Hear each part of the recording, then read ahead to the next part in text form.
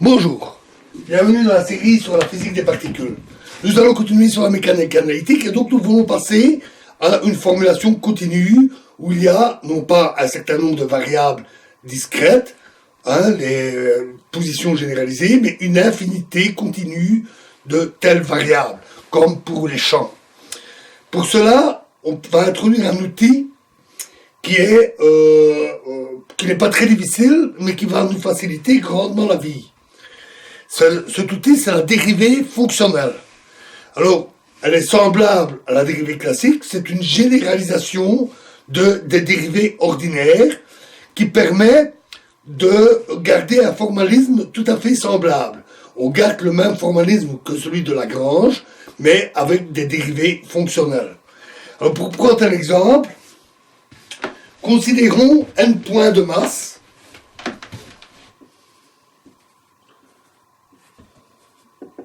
Donc on a n points massifs de masse m et séparés par la distance a.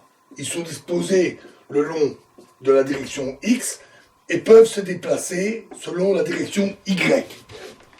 Un peu comme des ressorts par exemple. Si la vitesse d'un de ces points de masse est Vn pour la position n, alors son énergie cinétique, Tn, est 1/2 mvn carré, selon la formule classique de l'énergie cinétique. Et donc l'énergie cinétique totale, EC, est la somme sur tous les Tn. Si on prend une différentielle, donc une variation de l'énergie cinétique, on peut l'écrire de plusieurs manières, par exemple comme la somme de la variation de l'énergie cinétique avec la position Vn fois une variation de Vn, dVn. Ou bien comme la somme, puisque seul Tn dépend de Vn, c'est la somme de dTn sur dVn, dVn. Ou encore, en prenant cette dérivée, égale la somme des mvn dvn. Considérons maintenant on augmente le nombre de points. Donc on prend de plus en plus de points, mais on va garder deux choses constantes. D'une part, on va garder la taille du système constant, donc la distance L égale n fois a, va rester constant. Et d'autre part, on voudrait que la densité de masse reste constante. C'est-à-dire que la densité mu égale m divisé par a reste une constante. Donc, m tend vers l'infini, a tend vers 0, et la masse tend vers 0. Les deux constantes restant la largeur totale et la densité de masse. On tend donc vers une situation qui est semblable à un fil massif. Un fil continu d'une certaine longueur avec une certaine densité. On passe ainsi à une formulation continue. Sous cette formulation continue, l'énergie cinétique devient l'intégrale de Tx fois dx, Tx étant la densité d'énergie cinétique d'un élément du fil, c'est-à-dire Tx est égal à 1/2 mu v de x au carré.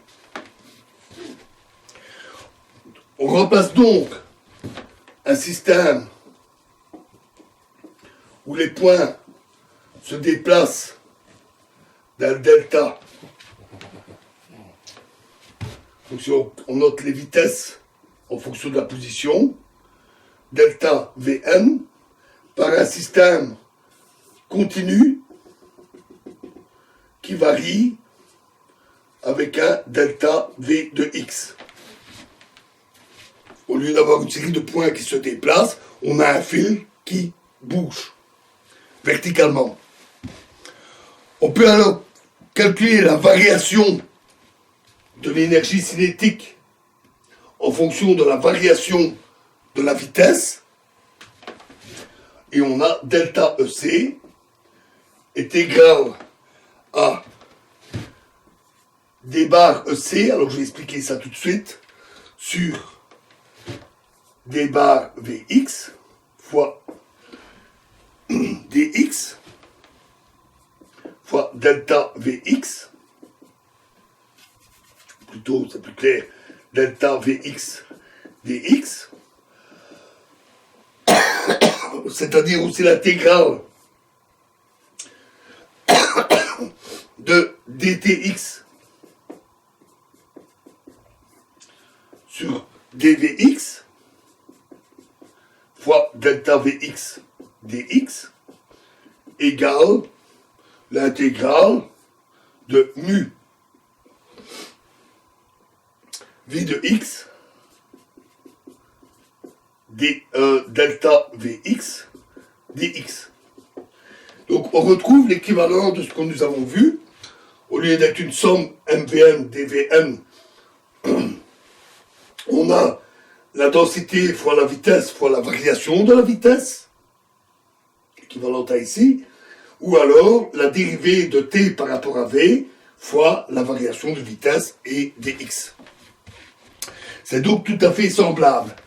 La dérivée ici est une dérivée ordinaire, c'est-à-dire que c'est la dérivée de t de x par rapport à une variable, c'est-à-dire la valeur de v en x, v de x, qui est une variable unique.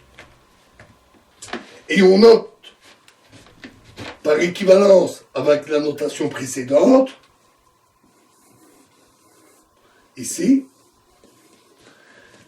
d bar EC sur d bar Vx delta Vx dx, qui est tout à fait l'équivalent, la variation de EC avec Vx fois delta Vx. Mais ici, ce n'est pas une dérivée ordinaire, c'est ce qu'on appelle une dérivée fonctionnelle. Delta EC sur delta Vx est une dérivée fonctionnelle, c'est la dérivée de EC, non pas par rapport à la variable Vx sur un point, puisque EC est une variable qui dépend de toute la longueur du fil, c'est la dérivée de EC par rapport à la fonction Vx. D'où le nom de dérivée fonctionnelle. On peut voir aussi cette formulation comme une définition de la dérivée fonctionnelle, ce qui permet de voir comment on calcule cette dérivée fonctionnelle. Voilà le principe, qui est assez simple.